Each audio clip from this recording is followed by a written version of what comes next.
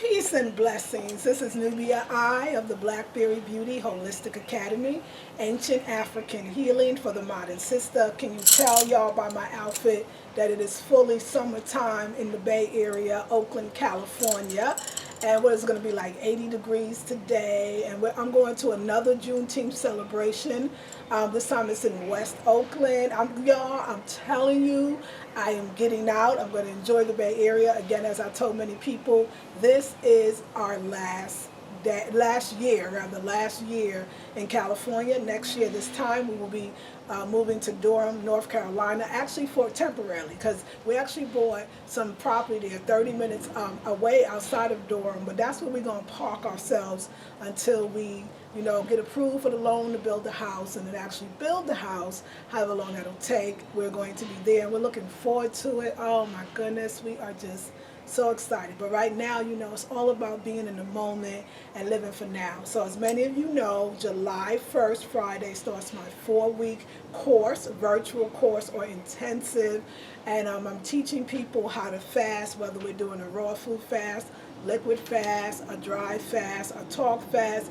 And of course, y'all, it's not just fasting. It's all the things you want to know. How to keep your skin beautiful, how to take certain kinds of sea salt baths, and all kinds of remedies, right? And so, and also, as many of you know, the June intensive, which is over now, 4-week intensive, was all about raw foods. It was amazing. It was wonderful. The sisters got so much out of it, and the 1 meal a day has been great. I want to talk about a little bit about just about that idea of changing your diet or changing your way of life, right? And your family members not coming along with you. Somebody just asked me a question about it. I don't know if I already did a video about it. Maybe I didn't do a video specifically designated for it, but I'm doing that video now. I know one big concern for first, let me just talk about this part. I feel like the difficulty that we have when we turn raw or vegan or vegetarian is, and concerning our family, is it seems like it's an outside problem. And in a lot of ways it is, but I feel like if you're taking care of that inner, if you're okay with yourself going vegan or vegetarian and changing your diet, you're going to find that what other people do outside of you is going to affect you in a different way, not necessarily as negatively as it can if you're not sure about what you're doing.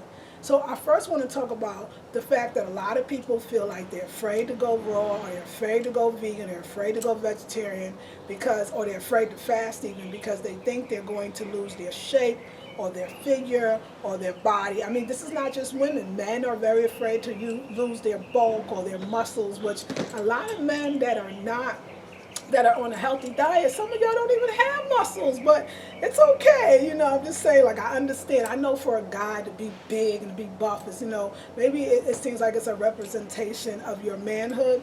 And I understand. I know for women, especially sisters, black women, I know our curves are everything. I feel like, when I think about myself going up or down in weight, especially if I dry fast or if I do a total liquid fast and how small I get, especially if I do it for a long time, I feel like I never lost my curves, right? I feel like I've always been curvy. So I want to inspire you. I do get up here. I am wearing a halter top and some high-waisted shorts, and my hair out in a big fro, because I want to show you that being smaller is not ugly, or that it could be very beautiful, and that it's about stepping into that vulnerability of saying that I don't know where it's going to take me. I don't know how I'm going to look. I know I'm going to lose weight, but I can still be beautiful and fine. Maybe I'll be more beautiful. Maybe I'll be more fine. So just for those that say, well, am I going to lose my curves? I am. That since last year when I did that 60-day liquid fast, I feel like I never put back on the weight in the same way than when I was, just a lot thicker, if you see some of my old videos. And I'm glad that I didn't, but I've never lost my curves. Oh my God, did you see the hummingbird? Oh Lord, I got to read about what the hummingbird, did you see that hummingbird just stand? That hummingbird was giving me some props right there. But I want to show you that I'm still curvy, okay? Still curvy.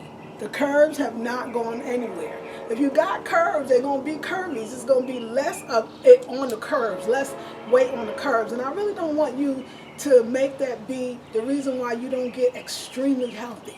the reason why that you don't stay beautiful, the reason why you won't be aging, the reason why you won't be looking better than anybody else. You're going to look better than most of your friends. You're going to live longer than most people around you. You're going to be more vibrant and happy and healthier. Not just and healthy in every way, mentally, physically, more energy, spiritually.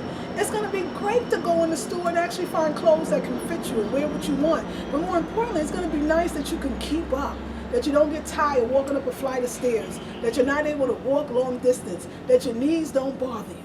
Particularly for women that are approaching their 50s, like me. I'm going to be 49 in a couple of months, on August 7th to be exact. For people like that, because I know a lot of us approaching the 50s, we get to start to have the knee issues, right? And we're tired all the time. And I know it don't make us feel good. And I want to show you that you can go into your 30s, your 40s, your 50s, your 60s, your 70s. Look at Annette Larkins, this longtime raw foodist. I mean, beautiful at 73. The woman actually looked younger than me, and I'm almost 50, and she's 73. So I know it could be done, and I want you to know that. And what I realize is a lot of times I think our first obstacle is we're so afraid to lose weight, and we're so afraid to look other than we are. But do you understand that the places that you say you want to go, you want to have more money, you want to start your own business, you want to find a better relationship, you want to buy land, you want to buy a house, you want to travel more, do you understand that you're probably not even going to look like the way you look now? In order to get those things, you have to change. And a lot of times that's even a physical change. It's not just I want to stay in the same place, eat the same way, think the same thoughts, hang out with the same people, but I want all these new things in my life to change. It's not fair. It don't work like that. And what you'll find is you are scared of something that you've never even tried. And for those that say, well, Sister Nubia, I went on a diet, or I did the raw foods, or I did fasting, and I got so skinny and I didn't like it. But you didn't sit in it. You didn't groove with it. You didn't move with it. You didn't see what benefits it would really give you. As soon as you saw yourself losing weight, you got scared and you stopped. Do you know how I know that you did that? Because I used to do it each and every time. In my life, I had men that actually really they were so, apparently I found this out, was so, kind of connected to my body and my body shape and my thickness, that when I lost weight or when I wanted to go on a fast, and I did, they'd be like, oh no, Sister Nubia, or Nubia, you're losing your butt, you need to go back to eating. And I would always go back. And I said, you know what, now I got a man that loves me, if I'm thin, if I'm thick, whatever. He is so happy with who and what I am that it makes him, as long as I'm happy. And so he loves my slender body. He loves my thick body too. He loves it all. But he really loves my slender body. For those that say, oh, Nubia's just being nice, Nubia's just being polite, I bet he sure liked her better thicker. Most of his women have been way skinnier than me, not as curvy as me, and he loved them, and that actually was attracted to. He thought he liked skinny women. He didn't necessarily rule out other women, but I could tell when I look at his old pictures, his women were thin and tall. I'm 5'1.5", so I'm 5'2", so I'm considered short, and I consider myself still being curvy. I'm asking you, do you still think that I'm curvy?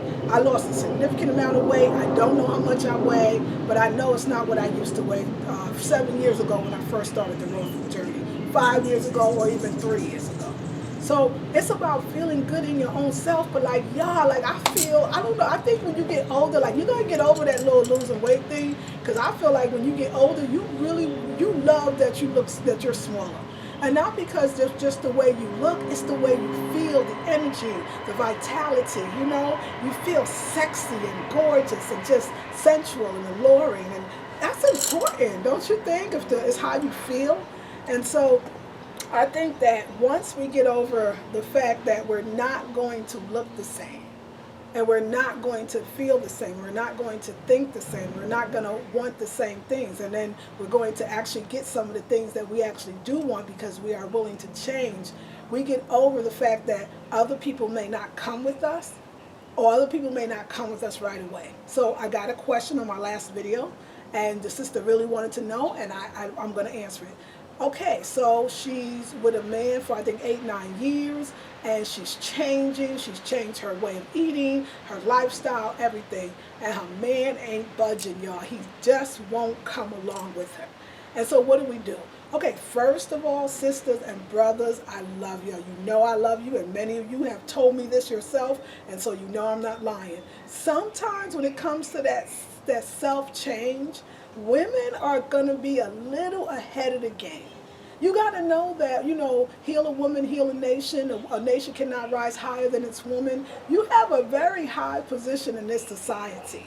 And a lot of times, because we are in this society, we don't realize our position. We're not connected to our roots, of our African roots or our indigenous roots. And even a lot of Africans may have not been connected to the root of that. You are the matriarch in your family, and there's a signs, and you should be respected for that. And then in other cultures and other times, you were. So you are usually the one that's going to say to the family, look, we're not going to eat the meat anymore. We're going to eat more vegetarian. Look, we're not going to buy harmful cleansers. We're going to buy natural stuff. Look, we're not going to watch negative TV. We're going to view positive things about our people. You really are, in a sense, a lot of times that's kind of almost your responsibility, and don't take it as a negative. It's a beautiful responsibility. So of course you're going to be the one that's probably going to move your family in a direction of being more healthy, more vegan. Now there's exceptions to the rule. I was actually a vegan before I met my daughter's father, so okay. But I know some women that actually the men brought them into veganism, or the men brought them into health. They're men. But a lot of the times I notice even in those situations the women surpass what the man gave her, because it's the nature of the woman to want to take care of her family and love them. So since first of all I understand your frustration, I had the same thing. So again, remember, my man, y'all, he is I'm going to say mostly vegan, because every once in a while he will have fish. I'm just going to be honest. It's the truth, right? And he used to bother me. I used to want him not only to be vegan, I wanted him to be raw. Why can't he just be raw? I want him to be raw, eat like me every day. And it frustrated me. We've been together for almost 6 years. 6 years, this is September. And then I woke up one day. And it was this year. I woke up this year, January 2016, and I realized something that just like when you think about a relationship, let's talk about the whole relationship. First of all, the people that I admire that are longtime raw foodists, which is Karen Calabrese. She is a black woman out of Chicago. And she actually has 2, maybe even 3 raw food restaurants. Well, 1 raw restaurant, 1 vegan cook restaurant. And she's been a vegan for 40, 50 years. And she's in her late 60s, and she's gorgeous. Her husband smokes cigarettes, okay? And he's a vegan, but not a raw foodist, if I'm correct. Then there's Annette Larkins. If you look at Annette Larkins, she is 73 years old. She is stunning. She looks 23, 33 the most. And her husband is not a vegan or vegetarian. She said he is changing, but this is her. There's a great YouTube going around, Annette Larkins, one of the most beautiful raw foodist black woman. And she's out of Florida. And it's a news program that went and interviewed her, and they actually interviewed her husband as well. And this is what she said. Not only do people think that she's his daughter, they think that she's his granddaughter. But they've been married, I think she said, for 56 years or 60-something years. And her thing is, hey, she's not going to force him to be the way that that she is, but of course she would like it, but she learns to not push, because that's the worst thing that we could do as anybody, to push somebody into being something, accepting something we are when they're not ready. And for her, it's her man's and the lifestyle that he has provided, so that she can be a vegan woman, that she can be a raw foodist, that she can lead kind of this leisurely, wonderful life on her own terms. So she loves him for what he does and what he gives her, not for what he eats and what he doesn't do, right? And so I'm just giving you those examples. So, but still, I say, you know what? That's them. They're an older generation. I'm a younger generation. No, I want my man to be raw, just like me. And I was overlooking all the wonderful things he does, the support he gives me, the love, the advice, oh gosh, I mean, so much. Somebody that got you, that's just there for you, that loves you very much, that, we connect on so many levels in so many ways, as far as financial levels, the way we raise our children and the way we want to raise our grandchildren, the way we want to buy land and build a house, the way we feel about black people and black liberation. It's phenomenal. And so if he eats fish, it's not the end of the world to me. If he drinks a beer, it's not the end of the world to me. I realize now that it's not about him what I'm doing. Because if it was about somebody else, then if that means if they don't do it, would I'm gonna stop doing it? And I'm telling you, you can influence them by doing it. Now, there are some cases if the man is trying to take you off your game, if you're raw or vegan and he's trying to get you not to be, or he tells you he's mad because you are, he tried to convince you not to be a vegan or raw foodist, by all means, I don't know if that relationship is going to last. And you are going to get frustrated because somebody is trying they may be upset or they're afraid or they're jealous and they're trying to get you back to their way. You don't want that. As my man told me, you on higher ground, let me come up to your level, don't come down to mine. And as long as you can maintain your own level and feel good about all the things that are going on in your life, it could work. Now, I'm not saying that it cannot. I'm not saying that you should stay or, stick it out. But I want you to find those things that you and that man have in common. Like I said, if your partner, because it could be a brother watching and your queen is not wanting to come along. If your partner is supportive in 90% of the ways and 100%, if your spouse, partner, lover is supportive 100% of what you're doing, then that is a blessing. And if they don't go the route you go, I don't know if that's going to be grounds to leave, because you might get a raw foodist and he might not be no good. Okay, I'm just saying, because I know a lot of vegans that are players, a lot of vegans that are polygamists, a lot of vegans that want to have all the women in the community. I know, and I'm going to be the first one to say it. They're not supporting you. They still could be jealous. So I'm not saying it's because a person is a vegan or a vegetarian means you're going to have a better relationship with them. I think you have to assess your own life and understand what is the bigger picture here. Because, and I understand for me, I want my man to eat like me because I want us to live long life together. So there's a part of me that goes, dang, I want him to do like I do to live a long life. But then I'm taken away from everything that he does. My man makes my chia cereal. My man makes the smoothies in the house. My man makes the juices in the house. My man can make a raw salad. He makes the salads. He eats it all. Every once in a while he'll have fish. And a lot of times he'll cook, but he doesn't even eat a lot of cooked food. Maybe one meal a day. He'll have rice and beans. So I'm happy.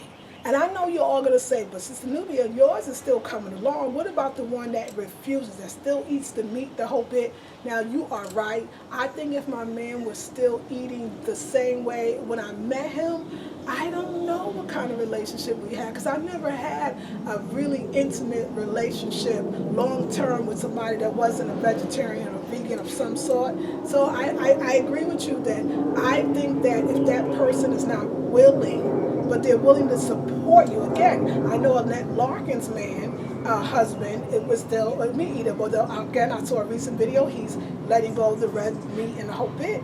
And she still is glowing, beautiful, and love him. So I think it's more that I know the habit of when you change your way of being, you want to convert everybody or you want everybody to be like you. And I think it's kind of natural because you're so enjoying them and you love these people. These are your loved ones and you love them. But you know what? Everybody has their own karma. Everybody has their own life, their own angels, their own spirit guides, right? Their own guardian angels. They have their own path. Even though they like even our children, they come through us, but they're not ours. Their lives are here to fulfill in the way that they're supposed to fulfill it, not the way you want them to. And then be happy with all the people that you're inspiring. I'm sure you're inspiring women and other men. I'm sure you're inspiring people at your work. Be happy with that. And long as that person is supporting you, do what you have to do. Again, if you feel like, though, it's just so much that the person is negative, that they're not supporting you, and that you really want that person that eats like you, I want you to say to yourself, I want the person that eats like me, if that's the case, if that's what you really want, that thinks like me, that wants what I want, that shares the same values I share. Because you can, like I said, get somebody that got the food thing down, and they ain't the right person for you.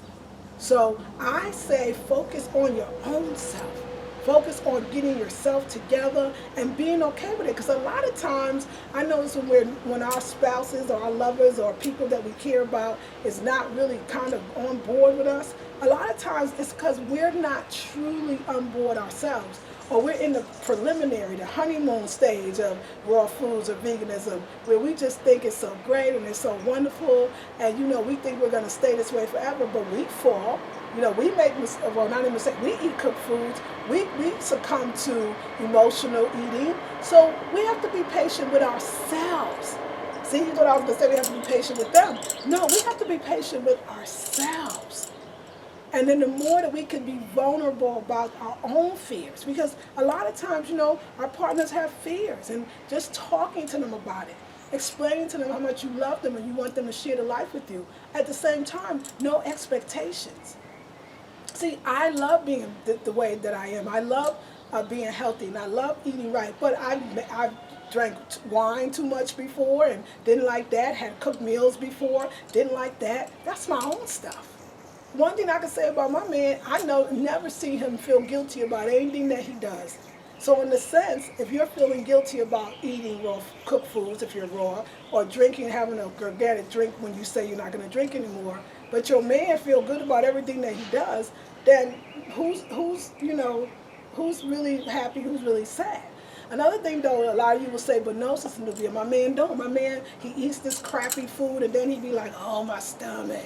Oh, I got a headache. Oh, this and that. Well, see, now I don't participate in that. My man actually never complained. He never got sick. I've never seen him sick in 6 years. Never. Now, I've had my knee hurt. I got stung by a bee or I think a black widow spider. I mean, I went through my own stuff, not him. So it's attitude, too. It's the way he feels and his laughter and his joy. So who's to say that because I eat better that I'm going to live longer? So stop projecting that they're not going to be here.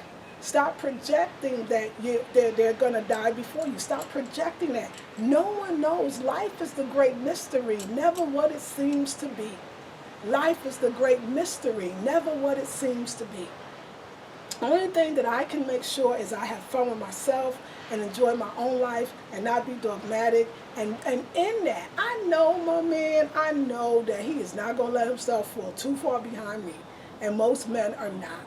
So love him and embrace him right where he is. If there's other issues, if he is not willing to love and support you, then you know that you have to deal with that. And one way to do it is to go on a fast. So sisters, if you're contemplating this brother ain't going to be the one leaving him, or if you're contemplating if this is a place you want to live anymore, or you're contemplating if it's a job you want, I would say take the July Intensive, it's on the website right now, and fast. My goodness, fasting opens up so much. It makes things so clear because really there is a divine way. There is a divine life. There is a divine meaning. Everything is the way it's supposed to be. That everything will be what it will be. And that once you get out the way, your divine purpose, your divine lover, all those things will actually come to you. Because I get it. So you want the one for you. You want to know basically, am I living the life I'm supposed to being with this brother? Or am I living the life I'm supposed to working at this job? If when you fast, you won't have to hurt anybody's feelings. The sister you mentioned that. You won't have to hurt anybody's feelings.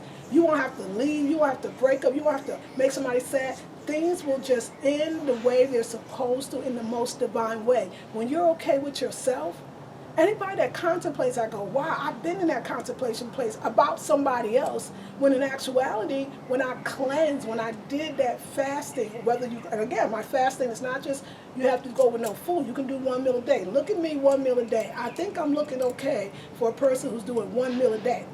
And then drinking juices and water and other things in between.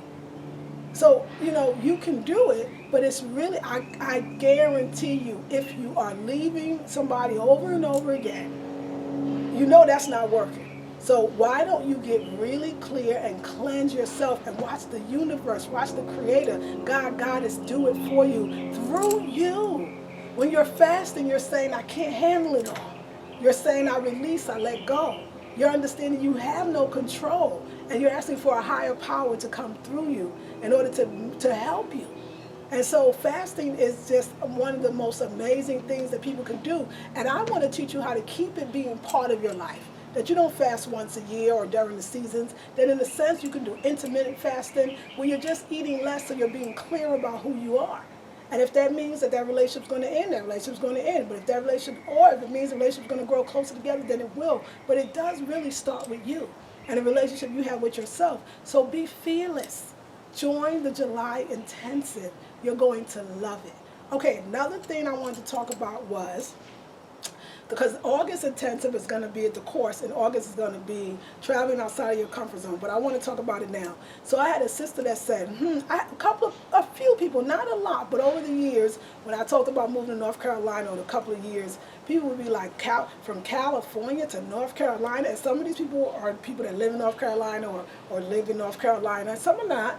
And some of the people never went to Cali or been to Cali. But I understand that Cali probably has, I don't know, an illusion of the greatest place in the United States to live. I just have outgrown it. To me, I find that I actually prefer being back on the East Coast. I was born and raised in Brooklyn. My whole family's in Brooklyn.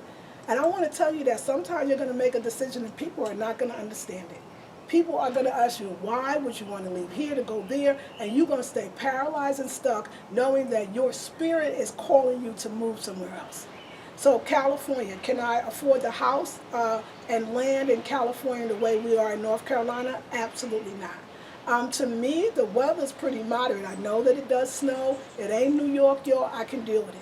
Do you understand that I'm actually looking forward to the 4 seasons again? And understanding that after a while, nothing lasts forever, and before you know it, it's going to change again.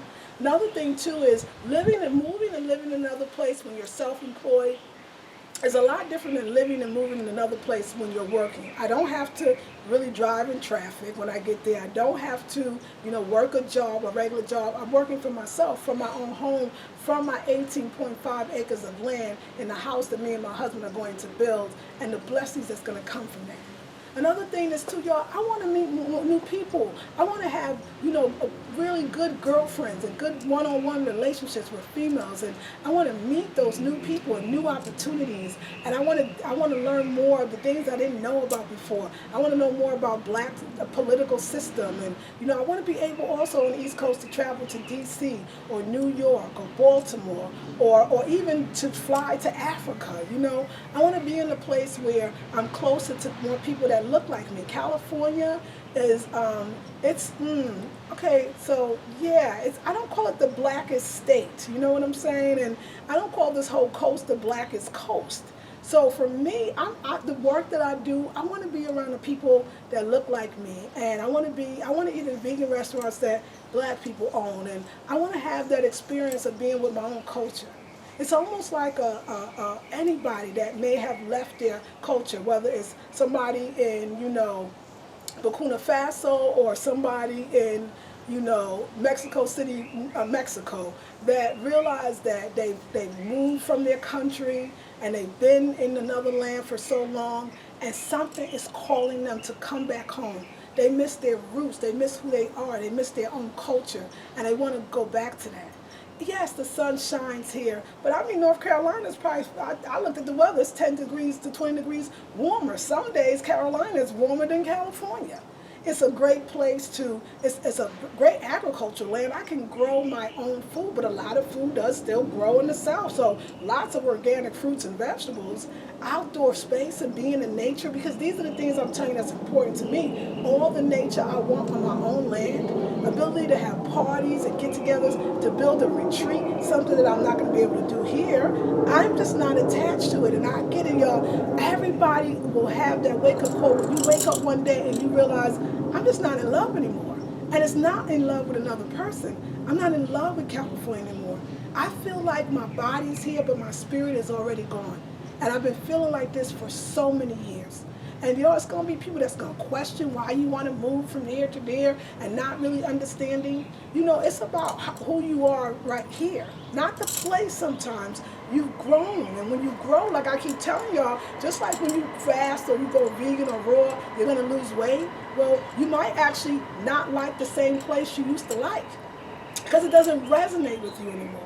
I'm very thankful for California because California, I had the ability to learn about hot springs and camping and hiking and, yes, raw foods.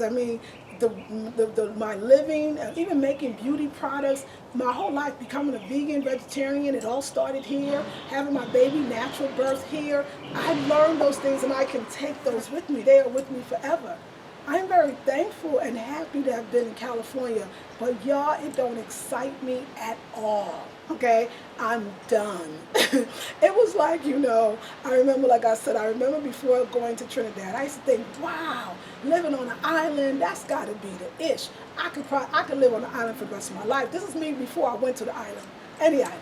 And I used to think that that's that's the dream come true. That's what everybody says, that's what they tell you. And then when I got to Trinidad, and I loved Trinidad. I've been there many times. I stayed long times when I got there, 6 weeks, sometimes 4 weeks. I stayed a good amount of time. And what I said to myself is, I could never live on the island. For me, it was just, it felt somewhat small, even though, it's an island. It's not that small. It felt, you know what I didn't like in the summer? The heat, that heat was almost excruciating sometimes to me, that I said, oh, I think I miss weather fluctuation. This is the sun goddess. This is the one that prefers it to be hotter than cold. I realized that I didn't mind now if the temperature changed a bit or it got a little cool. And I know that the rainy season is there, cooler season, and I like that, but it wasn't just enough changes in the weather pattern for me. I didn't even know that. I thought I would want to be in the sun and the heat like that all day and all night. And the mosquitoes, oh my God, that was just, I couldn't take it anymore. I know if I lived here for a long time, I would got used to that, but it really wasn't me. It really wasn't me. And me, then, really, even though, like I said, my father's a Trinidadian, I wasn't raised with him, I realized that I really started to miss that other part of my culture, which is African American culture, which is the only culture I really know and was raised. I missed it. So I knew that the States would be for me, but I know that I want to, buy maybe some property in the islands, but definitely property in Africa. Actually, I want to buy property in Africa. That I know. I don't know if I can live there either, but maybe I could, because I had never been there. So what I'm saying to you is, you think you can't do something, or some other place is better for you, or you have to stay where you were born, or have to stay where you live. I am born and raised in Brooklyn, New York. This is not my home. I don't have any family here. My daughter is here, but my daughter will be traveling around the world, and who knows where she'll end up. And it's time that you got to live for yourself. You got to assess your life. I'm almost 50. What I wanted when I came here when I was 20, how old was I? 24? Maybe, I might have been 24. I think I was 24. And now I'm 49. I don't want the same things that I wanted then. I want legacy. I want to leave my daughter some land. I want her to have more. And y'all, I've been in North Carolina 4 times in less than a year and a half, I think. And I love it. I love the vibe, the people, the comfortableness. I actually feel a lot of California vibe there, to be honest. When I go to Durham and go to the Whole Foods in Durham and that whole kind of artist kind of scene, like, I actually love Durham. Like, I think North Carolina is cool. So I really like it. I went to other places. I visited and I've done speaking engagements in other places, and I liked them, but they didn't resonate to me. They didn't say, wow, you should live here. The moment I stepped foot in North Carolina, I knew it would be my home. Because a lot of times, there's ancestral calls. The ancestors are calling you to be in a certain place at a certain time. And you have to listen to the call. You ask for so much. I teach classes where we ask to be an entrepreneur, where we ask to have a better relationship, where we ask to get rid of diseases. And the universe is going, well, you got to move, you got to move, you got to go over there, you got to let that go. And you go, well, I don't want to move, or I'm scared to go because I don't know what that's going to bring, or how could I leave California? What's here for me? My daughter's grown. My husband wants to leave. Both our families are back east. I'm not afraid. I'm not going to not go because it snows. I mean, I'm just saying, like, that's not a thing to keep me away when everything about going there is going to be better quality of life for me in every way. So, I miss building with other black folks. Like, I really enjoyed my time, my husband and I, that week that we just came back from North Carolina and spent that time in Vegan Flavor Cafe. Big up to Vegan Flavor Cafe. Sister Ma'at, Brother Ya'ad, Brother Raj, my soul brother, my brother in spirit. I know we've been together before, ancestrally, brotherly. I know we have. And I cannot wait to get back to you all and the beautiful community that awaits us. Y'all, listen, when we do go back to North Carolina, we're going to drive. I've never cross-country drive. We're going to get a U-Haul. We have a lot of stuff, and we're going to drive from California to North Carolina, and I'm going to take you with me. When we start to build the house, I'm going to take you with me. I know you, don't you tired of seeing me sitting here, standing here, and don't you, I mean, it's so good for everyone. So, sisters, if somebody or brothers is telling you, why would you leave this, and you don't know what's there, and you're not going to like it, and even if they've been where you are, live, and they live where you're going, it's not your experience, that's theirs. And you have your own. You have your own energy. You ever been somewhere people say, don't go there, they're racist, or don't go there, they don't like black people, or don't go there. And then you go and you didn't have that experience at all. We all carry our own aura and our own energy, and everybody feels it. You know, as a goddess, sacred woman, man, you could, the very ground you walk on is sacred because you walked on it. Do you hear me? Ling-a-ling-a-ling on that one. Do you hear me? The very ground you walk on is sacred because you walked on it. When you start fasting and eating raw foods and taking care of your body, sitting out in the sun and getting with nature, you're going to have an aura that's going to, no matter where you go, it's going to be good. I know people that live from state to state to state, and I'm talking about mental, physical, and spiritual. But let's just say moving and they still not happy. Well, no, I'm moving. I lived here for 5 years, but now I'm going to go over here. I lived there for 5 years. I'm going over here. It's wherever you go, there you are.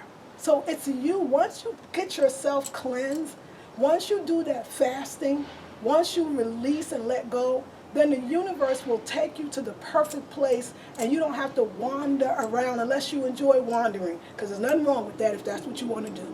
For me, I want to know where the next place is, and it came to me, and I'm moving, and nothing is stopping us from going. We are so ready to go. In the meantime, my advice, don't hate where you are. Love it, and that's what we're doing. We're going to the next Juneteenth. There's a next for the 4th of July. I don't celebrate Independence Day per se, although maybe I celebrate Liberation Day.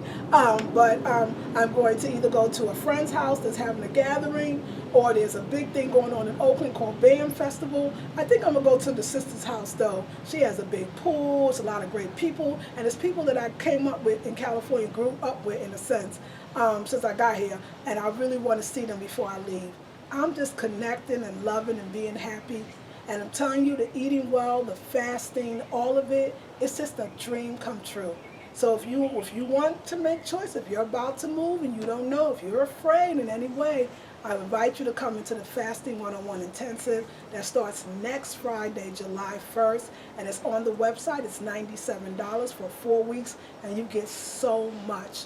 And it's all virtual, so you can do it from any part of the world. I love you all. It's Saturday. The weather's beautiful. Do you see my hair, y'all? You see this fro? I got a fro. It's so big, y'all. I had to take it out. So, you know, my residents asked me about my hair. I actually keep it in mini braids. When you see it up in that ponytail, it's mini braids. And what I do with the mini braids is I wet them every single day. And this time my hair grew a lot because I am eating so well that instead of lasting the whole 4 weeks, I guess it lasted 24 days. And so I saw some of them starting to lock because the roots are growing so much. So I do take it out and I do let it breathe. I'm let it breathe for a couple of days, and then they're going back in. And for the whole month of July, I'm going to have the mini braids with the bun and all the other styles that I wear. And this works for me.